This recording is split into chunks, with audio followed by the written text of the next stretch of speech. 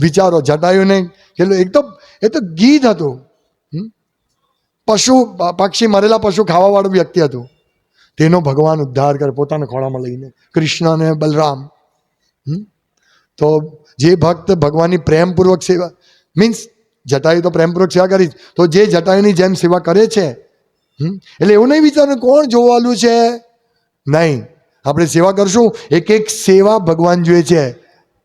તમારું એક એક ફૂલ જોઈએ છે, તમારો એક એક રાઈનો દાણો ભગવાન જોઈએ છે, તમારે એક એક સબ્જી કટિંગ ભગવાન જોઈએ છે, તમારું એક એક ભગવાનને ભોગ અર્પણ કરો તે જોઈએ છે, તમારું ભગવાન એક એક આરતીની, એક એક અગરબત્તીની, એક એક વસ્તુ જોઈએ છે ભગવાન.